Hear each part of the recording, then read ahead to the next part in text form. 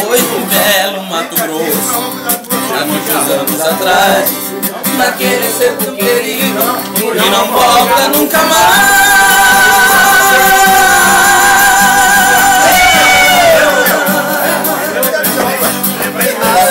Onde eu passava, um pequeno arbusto achei, levando pra minha casa, no meu quintal eu plantei.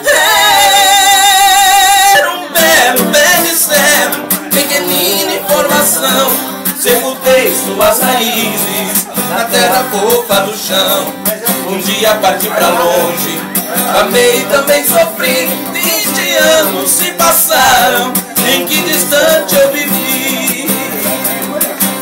Hoje volta arrependido para meu antigo lar, abatido e comovido, com vontade de chorar.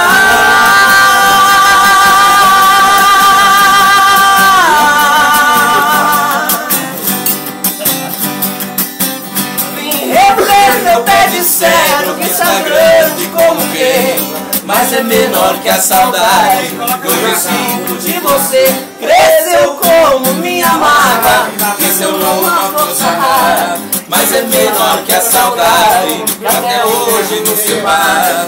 A terra ficou molhada, com pranto em que derramei. Que saudade, pé de cedro, do tempo que te plantei. Que saudade, pé de cedro, do tempo em que te plantei.